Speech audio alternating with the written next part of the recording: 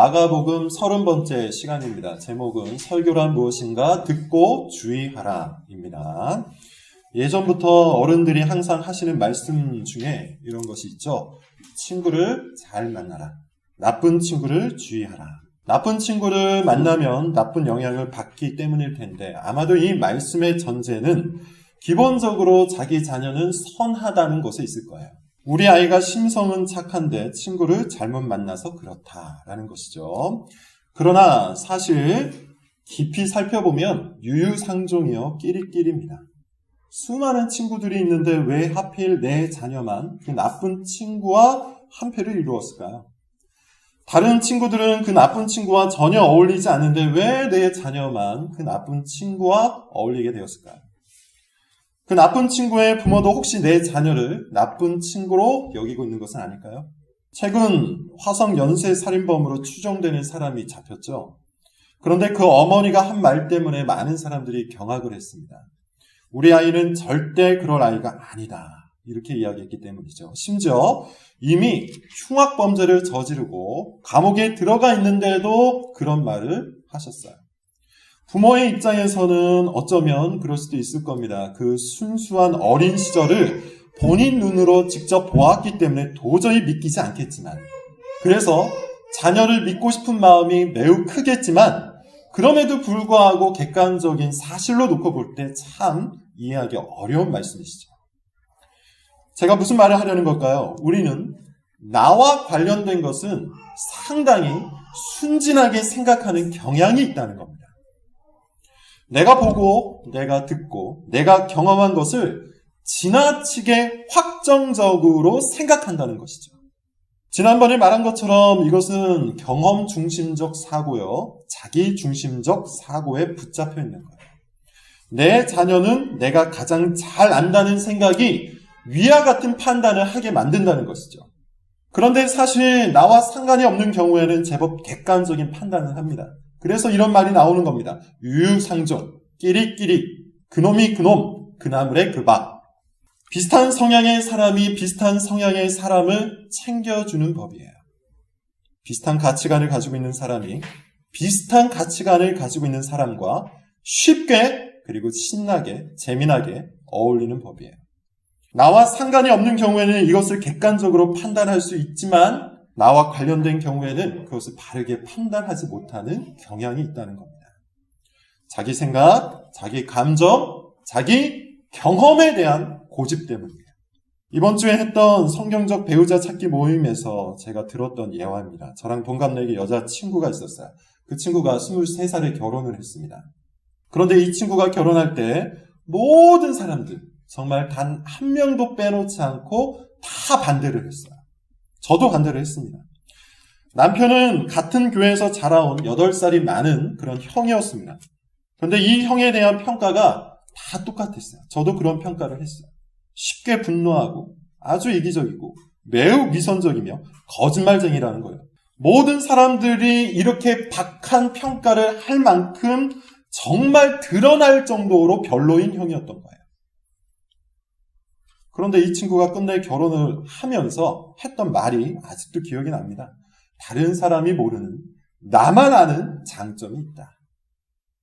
다른 사람에게는 몰라도 나한테는 아주 잘해준다. 이 자매는 키도 컸고요. 예쁘게 생겼고 또 당시에는 나이도 어렸기 때문에 아마도 이 형이 이 친구를 얻으려고 엄청 잘해준 것 같아요. 이 친구는 자기의 생각, 자기의 감정, 자기의 경험에 대한 확신을 갖고 결혼을 했는데 어떻게 됐을까요? 1년 만에 다른 모든 사람들과 똑같은 평가를 하고 이혼을 했습니다. 꽤나 똑똑한 친구였던 걸로 기억을 해요. 그리고 꽤나 야무진 친구였는데 어떻게 그런 선택을 했는지 이해가 잘 되지 않았습니다.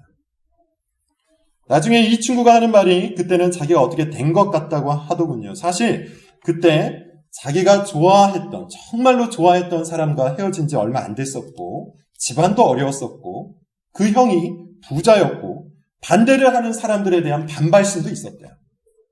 그렇게 고백을 했어요. 그런 복잡한 생각 속에서 가장 어리석은 선택을 한 것이죠. 그리고는 이렇게 말했어요.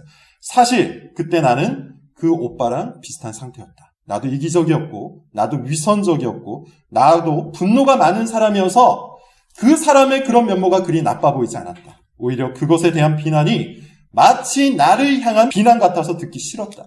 그 비난이 잘못됐다는 것을 증명하고 싶었다. 유유상종이었던 겁니다. 자기도 비슷했기 때문에 비슷한 모습을 가지고 있는 그 사람이 별로 나빠 보이지 않았던 거예요. 이 친구는 어린 시절에 비싼 수업료를 내고 이것을 배운 후에 지금은 다시 결혼해서 잘 살고 있어요. 여러분, 우리는 우리의 판단, 우리의 감정, 우리의 경험을 확신해야 할까요? 의심해야 할까요? 왜 나는 이런 선택을 계속하고 있는지, 왜 나는 이런 감정을 가지고 있는지, 왜 나는 계속해서 같은 언어, 같은 행동, 같은 관계를 내놓고 있는지 의심해 봐야 한다고 했죠. 사람들은 본능적으로 자기가 틀리지 않았다는 생각을 갖고 살아요. 그런데 이것은 죄로부터 나온 사고방식입니다. 죄는 사람을 교만하게 만들고, 교만은 자기가 가장 옳다는 생각을 심습니다. 심지어 하나님보다 옳다는 생각을 갖게 만들어요. 그래서 왜 그런 선택을 했는지, 왜 그런 언행을 하고 있는지, 왜 그토록 자기 판단을 고집하고 있는지 스스로도 모릅니다. 물어봐도 근거가 없어요. 근거는 없는데 그것이 옳다는 확신을 갖고 그렇게 행동해요. 근거는 없는데 그것이 틀리지 않았다는 이상한 자신감을 갖고 산다는 겁니다. 그래서 하나님의 말씀을 근거로 그것이 잘못됐다고 지적을 하면 기분 나빠하죠. 자신의 근거를 붙잡고 흔든다고 생각하는 거예요. 억울해합니다. 분노합니다. 더 고집을 부립니다.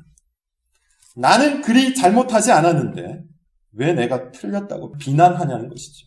왜 잘못하지 않았다는 확신을 갖고 있냐고 물으면 근거가 없는데 그냥 그리 막연히 생각하면서 고집을 부리며 산다는 거예요. 성경이 명시하고 있는 죄에 대해서, 잘못에 대해서, 실수에 대해서 구체적으로 말을 해도 이와 같이 반응하는 사람들이 정말 많더군요. 자신이 틀리지 않았다는 근거는 없지만 자신이 틀리지 않았다는 것을 증명하고 싶은 사람, 어떻게 살아갈까요? 자신과 비슷한 생각을 가지고 있는 사람을 모으는 거죠. 자신과 비슷한 가치관과 비슷한 성향을 가지고 있는 사람과 가까이 하는 거예요. 소위 말해서 유유상종을 하는 겁니다. 이기적이고 위선적이고 탐욕적인 사람이 비난을 받으면 괜한 동정심을 갖고 더 잘해주는 거죠. 괜히 안쓰럽고 괜히 불쌍하고 괜히 자기 같아서 유독 더 잘 챙겨주는 거예요. 그렇게 비슷한 사람끼리 동지의식을 갖고 뭉치게 되면 이제 근거가 생기죠. 나만 그런 게 아니더라. 저 사람도 그렇다. 저 사람만 그런 게 아니더라. 많은 사람들이 그렇다. 그러니 내가 옳다, 우리가 옳다. 더 이상 억울해하지 않아도 되고, 더 이상 불편해하지 않아도 되고, 더 이상 변하지 않아도 될 근거가 그런 방식으로 생겨나는 거예요. 서로가 서로를 챙겨주며 변하지 않을 근거가 생기는 거죠. 숫자가 진리가 되는 거예요. 이런 교회는 어떤 교회가 될까요? 이기적이고 위선적인 사람끼리 유유상종을 하는 교회. 교만한 사람끼리 서로 근거를 만들어주는 교회.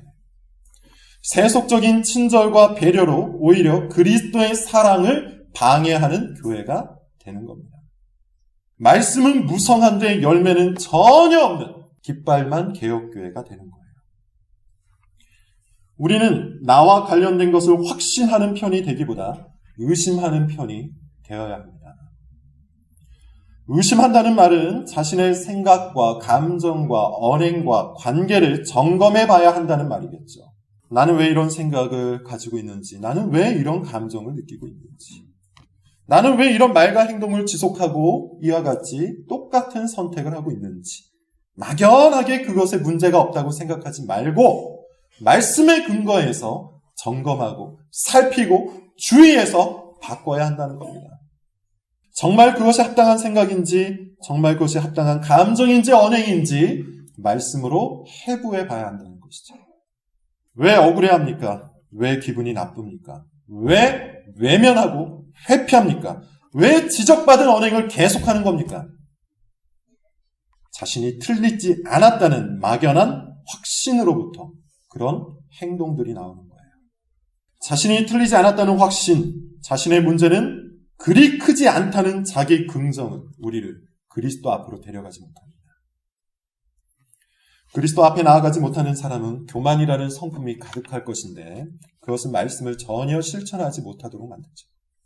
교만은 자기가 기준이 되는 거예요. 교만은 자기가 신이 되는 거예요. 교만은 자기가 말씀이 되는 반역적 성품입니다. 그래서 교만한 사람은 절대로 변하지 않아요. 말씀을 아무리 많이 알아도 많이 공부해도 신학과 교리를 아무리 많이 알고 많이 공부해도 교만한 사람은 그 심령의 교만함이 가득 찬 사람은 열매가 없습니다. 결국에는 자기 생각, 자기 감정, 자기 경험을 따라가기 때문이죠. 그러므로 우리는 우리 자신에 대해서 순진한 생각을 버려야 돼. 막연하게 나는 틀리지 않았다, 괜찮다는 생각을 버려야 돼. 적당히 넘어가서는 안 돼요. 철저하게 자기 생각과 감정과 언행을 파헤쳐야 합니다. 좋은 게 좋은 것이다. 이왕이면 좋게 하자는 말은 성경이 가르치는 교훈이 아닙니다. 성경은 우리가 스스로 속일 수 있는 위선자라고 정확히 가르치고 있죠. 자, 갈라디아서를 한번 찾아볼게요. 6장 7절을 봅시다. 그리고 8절도 이어서 읽겠는데요. 먼저 7절을 한번 보세요. 갈라디아서 6장 7절을 같이 한번 읽어보겠습니다. 찾았으면 같이 읽겠습니다. 시작. 스스로 속이지 말라. 하나님은 업신여긴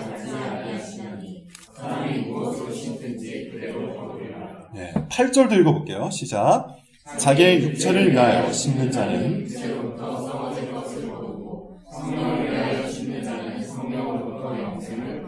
하나님은 속지 않으시는 분입니다. 우리가 말로 아무리 떠들어 제껴도 하나님은 우리의 열매, 우리의 중심을 정확히 보시는 분이에요. 반면에 사람은 다른 사람뿐만 아니라 자기 자신까지도 속일 정도로 아주 기만적인 존재죠. 자기가 하는 말이 자기 자신인 줄 알아요. 자기가 느끼는 것이 자기 자신인 줄 알아요. 경건한 말을 하고 교리적인 말을 많이 하면 자신이 경건하고 신학적인 사람이라고 생각을 해버립니다. 하나님에 대한 호감을 가지고 있고 교회에 대해서 크게 부정적인 감정이 없으니 자신에게 신앙이 있는 줄 착각한다는 겁니다. 그렇게 스스로를 속여버려요. 그러나 하나님은 그런 언어와 그런 감정에 속지 않으시는 분입니다. 성령의 사람은 성령의 열매를 거둡니다. 육체의 사람은 육체의 욕망을 거둡니다. 사람은 무엇으로 심든지 그것을 거둡니다. 이것이 성경이 말하는 아주 명확한 교훈이에요. 이것이 우리 삶의 근거, 우리 선택의 근거, 우리 감정의 근거가 될 수 있는 잣대입니다. 그런데 어떻습니까? 이 명확한 근거에도 불구하고 받아들이지 않는 사람들이 안타깝게도 교회 안에 참 많이 있다는 것이죠. 이 근거에 맞추어서 우리 삶의 선택, 우리 삶의 언행, 우리 삶의 관계가 곧 우리 자신을 말해준다고 그토록 많이 이야기를 해도 자신은 그렇지 않다고 막연히 주장을 해요. 우리 삶의 열매, 지금 내가 추구하고 있는 그 모든 언행과 관계와 선택들이 우리 심령을 보여준다고 그렇게 이야기를 해도 아무런 근거 없이 자신은 그런 존재가 아니라고 스스로 확신을 해요. 근거가 없는 것이죠. 근거가 있다면 자기 자신 그리고 자기와 비슷한 사람일 뿐이에요. 이기적이고 위선적이고 탐욕적인 열매를 계속해서 내놓지만 신앙적인 언어와 신앙적인 느낌을 가지고 살고 있기에 신앙이 있다고 믿는 자기와 비슷한 사람이 근거가 되는 거예요. 그래서 그 근거가 무너지지 않도록 그 사람을 위로해주고 그 사람을 받아주고 그 사람을 챙겨주고 그 사람을 신경 써준 후에 자신은 계속해서 언어와 느낌만을 가지고 신앙생활을 하는 겁니다. 앞서 말한 것처럼 말씀은 무성한데 열매가 없는 삶이에요. 그냥 그런 삶을 편안하게 지속하는 겁니다. 그러나 여러분 기억하세요. 자기 육체를 위해서 심는 자는 육체로부터 썩어질 것을 거둘 겁니다. 성령을 위해서 심는 자만이 성령으로부터 영생을 거두는 법입니다. 자, 이제 오늘 본문을 봅시다. 오늘 본문은 씨 뿌리는 비유의 각주 같은 겁니다. 새로운 교훈이 아니라 앞서 우리가 계속해서 배워왔던 그 비유에 대한 해석이요, 강조요, 덧글이에요. 크게 두 가지 말씀으로 나뉘어져 있는데 사실 교훈은 한 가지입니다. 먼저 21절부터 22절을 같이 한번 읽어볼게요. 자, 시작. 또 그들에게 이르시되 사람이 등불을 가져오는 것은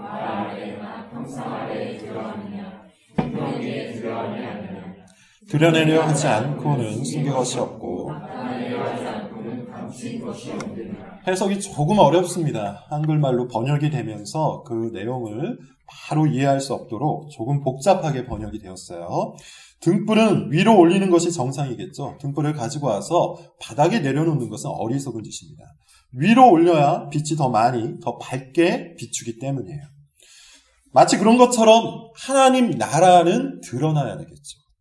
비춰져야 돼요. 나타나야 되는 거예요. 하나님 나라, 곧 하나님의 말씀이 통치하는 그 나라는 반드시 나타나야 합니다. 지금까지 그것이 숨겨져 있었던 이유는 드러나기 위해서인 것이고, 감추어져 있었던 이유도 그것이 나타나기 위해서예요. 드러내려 하지 않고는 숨긴 것이 없고, 나타내려 하지 않고는 감추인 것이 없다. 바로 그 뜻입니다. 하나님 나라가 드러나려면 하나님의 말씀이 어떻게 되어야 합니까? 이 땅에서 열매로서 맺혀야 하는 것이죠. 하나님 나라의 복음이 이 땅에 선포된 그 이유는 하나님 나라의 실체가 열매로 나타나야 하기 때문인 거예요. 그러므로 하나님 나라의 복음은 반드시 구체적으로, 현실적으로, 매우 세부적으로 그 열매를 맺어야 하는 것이죠. 등불을 가지고 왔으니 높이 올려야 한단 말이에요. 여러분, 이것은 씨 뿌리는 비유와 꼭 맞는 말씀이죠. 씨는 하나님 나라의 복음이에요. 하나님 나라의 말씀이에요. 이 씨가 뿌려진다는 것은 하나님 나라의 복음, 그 나라의 말씀이 선포되었다는 뜻입니다.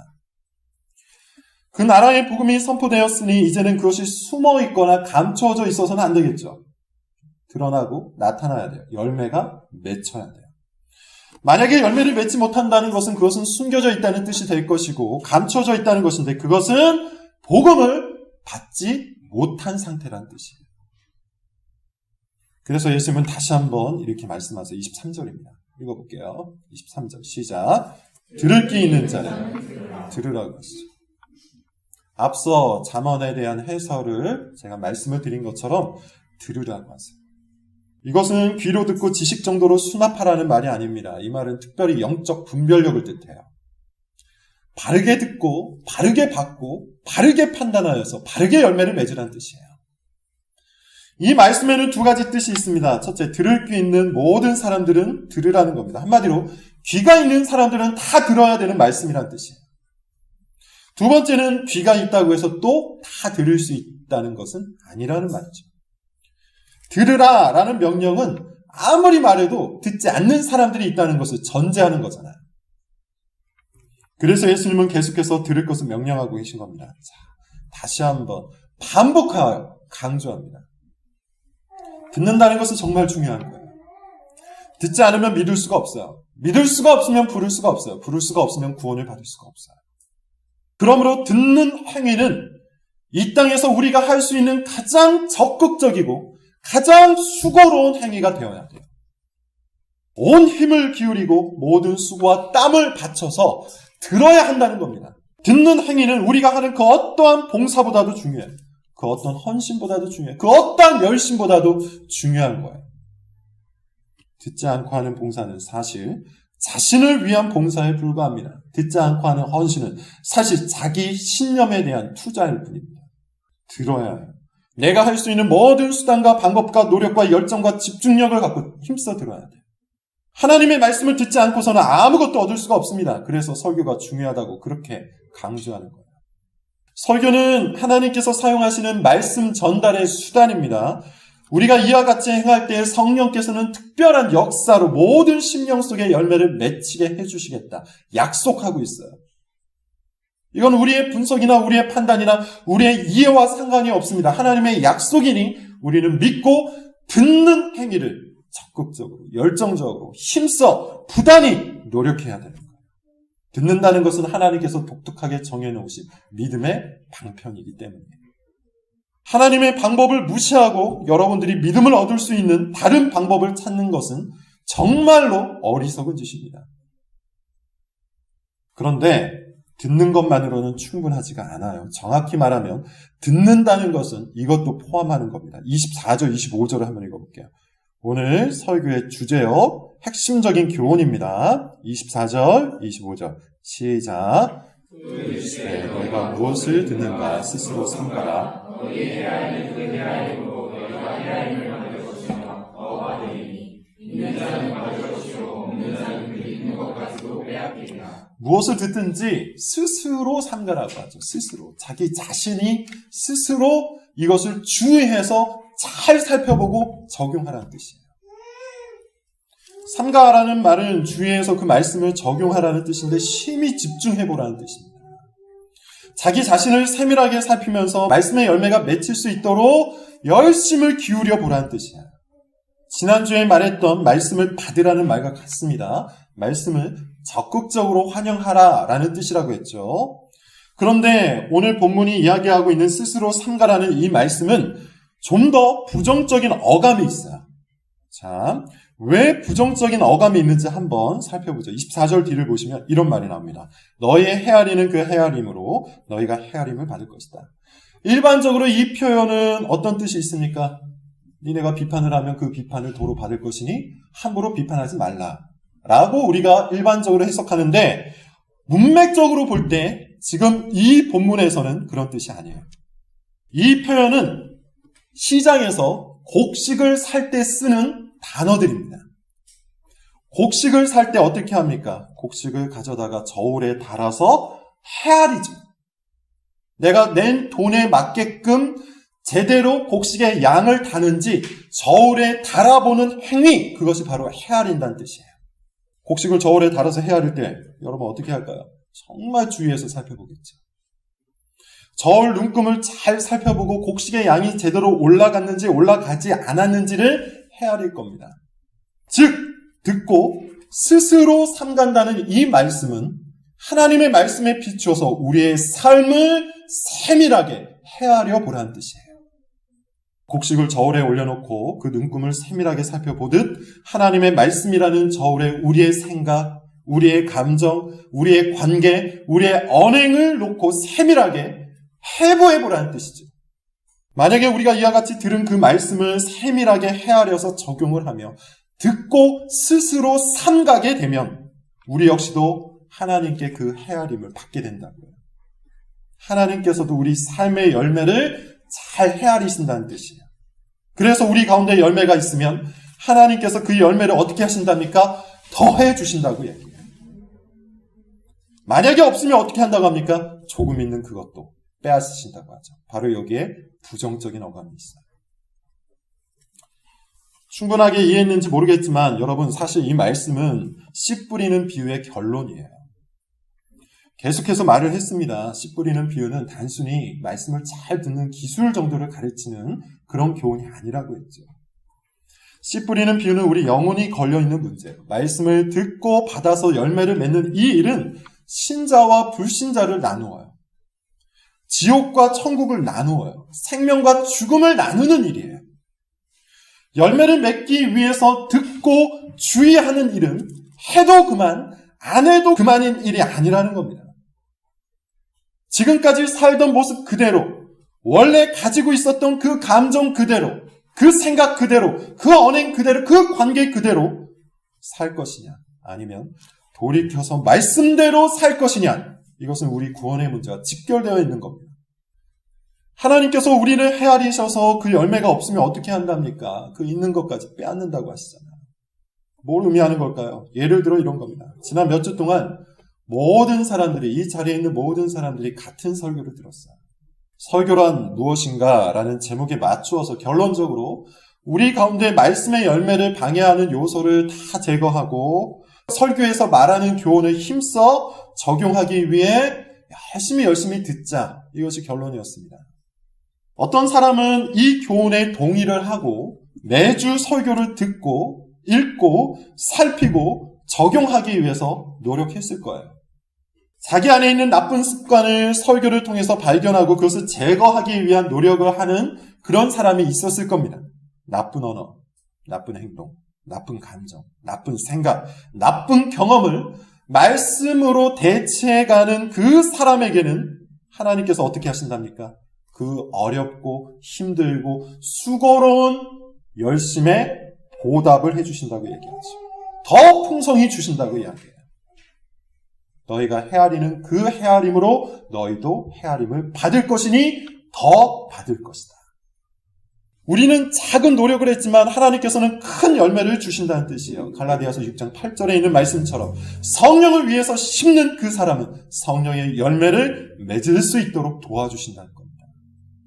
완전히 이해가 되지 않아도, 완전히 납득이 되지 않아도 자기의 습관을 바꾸고 기질을 바꾸고 삶을 바꾸려고 애를 쓰는 그 사람은 하나님께서 더 큰 은혜로 붙들어 주신다는 약속이에요. 반면에 똑같은 설교를 들었습니다. 수주 동안 설교란 무엇인가 라는 이 주제를 갖고 똑같은 설교를 들었습니다. 그런데 이 중에는 전혀 깨닫지 못한 사람도 있을 거예요. 분별력을 강조했지만 분별력을 전혀 발휘하지 않고 그것을 적용하지 않는 사람도 분명히 있습니다. 일상의 성실과 충성을 가르쳤지만 일주일 동안 단 한 번도 설교를 상고하지 않은 사람도 분명히 있습니다. 말씀의 열매를 맺기 위해 자기 안에 있는 나쁜 것들을 발견하라고 매주 말했지만 여전히 고집을 부리는 사람도 이 자리에 있습니다. 그냥 하고 싶은 말, 그냥 하고 싶은 감정, 그냥 하고 싶은 선택과 그냥 하고 싶은 관계를 지속적으로 택하여 살아가는 사람도 있을 거예요. 자신이 옳다는 생각, 자신이 그리 많이 틀리지 않았다는 생각에 사로잡혀서 살아가는 사람이겠죠. 그런 사람은 억울함에 사로잡혀 있을 겁니다. 그런 사람은 아무것도 하지 않으면서 사실상 아무런 열매도 없으면서, 즉 근거도 없으면서 자기 언어와 자기 감정에 스스로 속아 넘어가고 있는 것이죠. 그런 사람은 자기와 비슷한 사람을 챙겨주고 받아주고 신경 써주면서 자기 언행의 근거를 만들어가고 있을 겁니다. 그런 사람에게는 어떤 일이 생긴답니까? 있는 것까지 뺏긴답니다. 무슨 의미일까요? 말씀의 열매를 맺지 못할 뿐만 아니라 들은 그 말씀까지도 뺏긴다는 거예요. 생각이 나지 않는 겁니다. 말씀이 생각이 하나도 나지 않아요. 말씀을 어떻게 적용해야 할지도 모르는 거예요. 지혜도 사라지고 명철도 사라지고 어리석고 미련한 생각이 그의 마음과 생각을 지배하는 거예요. 그저 본능대로 살도록, 그저 살던 대로 살도록 하나님께서 말씀을 빼앗고 내버려 두신다는 것이죠. 이것은 심판이에요. 그래서 오늘 뒷부분의 이 말씀은 부정적인 어감이 포함되어 있는 겁니다. 씨 뿌리는 비유는 단순히 잘 듣는 기술을 가르치는 교훈이 아니에요. 하고 싶은 대로 내버려 두는 것, 신경도 쓰지 않는 것, 그냥 그 사람이 하고 싶은 대로 권면도 하지 않고 책망도 하지 않는 것, 아무런 지적도 하지 않는 것, 아무런 관심도 쓰지 않는 것, 그것이 바로 있는 것도 빼앗기는 겁니다. 사실 이것이 가장 큰 심판이겠죠. 더 이상 아무 말도 하지 않는 상태, 더 이상 관심을 두지 않는 상태, 본인의 욕구대로, 습관대로, 하고 싶은 대로 하도록 내버려 두는 상태, 듣고 받아서 스스로 주의하지 않는 사람에게 내려지는 심판이라는 것이죠. 이 얼마나 무서운 일입니까? 보기는 보아도 깨닫지 못하고 듣기는 들어도 회개하지 못하는 사람으로 하나님께서 내버려 두신다는 거예요. 어떤 사람은 지금까지 말한 이런 신앙에 대해서 마찬가지로 근거가 없이 이렇게 평가할 수도 있을 겁니다. 지나치게 엄격하다. 지나치게 부담스럽다. 그런 사람들에게 들려주고 싶은 이야기가 있습니다. 철로 역정에 있는 말이에요. 크리스찬과 소망이 허영의 도시를 빠져나와서 구원의 길을 걷고 있는데 두 마음이라는 사람은 그 구원의 길에서 만납니다. 구원의 길에서 만난다는 것은 두 마음이라는 사람도 교회를 다닌다는 뜻이겠죠. 그런데 이름처럼 이 사람은 두 마음을 가지고 있어요. 말은 그럴듯해요. 신앙적 감정도 조금 있어요. 그래서 소망은 이 사람과 두 마음이라는 이 사람과 대화를 나누면서 이 사람에게 넘어가 버리죠. 속습니다. 그러나 크리스찬이 정확히 분별해내요. 그러자 두 마음이 분노를 합니다. 이렇게 말해요. 당신의 신앙을 강요하지 마시오. 당신들은 지나치게 엄격하고 뭐 그렇게 어렵게 신앙생활을 한단 말이오. 적당히, 편하게, 쉽게 하는 것이 무엇이 문제란 말이오. 그리고는 크리스천을 멀리합니다. 아마도 불편해서 그렇겠죠. 부담스러워서 그랬을 겁니다. 그가 말한 것처럼 지나치게 엄격하고 지나치게 부담스러워서 불편했던 거예요. 가까이 하고 싶지 않았던 겁니다. 원래 하던 대로 살고 싶었기 때문에 이와 같이 엄격한 신앙을 이야기하는 크리스천에게서 떨어져 나갔습니다. 대신에 누구를 가까이 할까요? 세상 욕심, 돈사랑, 구두대 같은 사람과 함께 패를 이루어 구원의 길을 걷습니다. 유유상종을 한 거죠.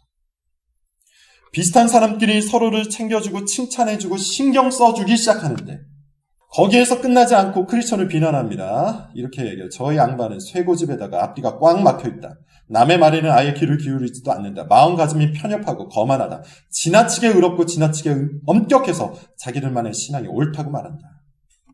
다른 사람들의 지원에 힘입어 이 두 마음이라는 사람이 신이 납니다. 내 사람이 짝짝꿍이 되어서 구원의 길을 떠들썩하게 만들면서 신나게 걸어가.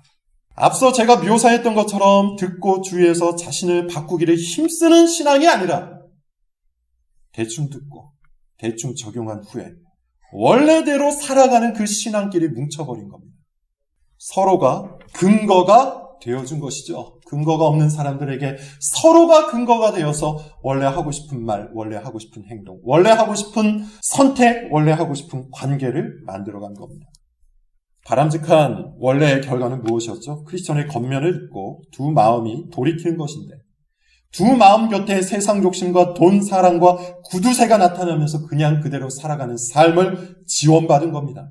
어쩌면 두 마음에게는 이 사람들 세상 욕심과 돈 사랑과 구두쇠가 훨씬 더 인간적이었을지 몰라요. 친절하고 사력 있고 고집스럽지 않고 편협하지도 않은 착하고 따뜻한 사람이었을 겁니다. 두 마음에게는 그 사람들이 그러했을 거예요. 그러나 이들의 그 친절하고 사력 있고 편협하지 않은 착한 행위로 인해서 두 마음은 구원의 길에서 탈락하게 되죠. 듣고 주의해야 합니다. 듣고 들은 그 말씀에 우리의 삶을 달아봐야 합니다. 세심하게, 엄격하게, 부지런히 살펴야 합니다. 자신의 근거 없는 자신감을 지원해 줄 수 있는 누군가를 찾거나 그 누군가를 챙겨줄 시간에 그 누군가를 신경 써줄 시간에 자기 자신이 정말 참된 근거 위에 서 있는지 자기의 생각과 감정과 언행을 주의해서 살펴야 한다는 겁니다. 만약 우리가 이와 같이 말씀의 열매를 맺기 위해 분투한다면 여러분 믿으시기 바랍니다. 하나님께서는 우리의 노력이나 수고보다 훨씬 더 큰 열매로 우리의 삶을 복되게 하실 거예요. 그렇게 보답해 주실 거예요. 성령을 위해서 심은 자는 성령의 열매를 반드시 거둘 수 있도록 하나님께서 우리를 이끌어 주시고 인도해 주시고 지원해 주실 겁니다. 말씀을 듣고 지금 자신이 내고 있는 열매가 무엇인지를 꼭 저울에 달아보시길 바랍니다. 듣고 주의하는 자, 듣고 스스로 삼가는 자는 하나님께서 주시는 그 달콤한 열매, 그 영광스럽고 복된 열매를 반드시 만나게 될 겁니다. 기도하겠습니다.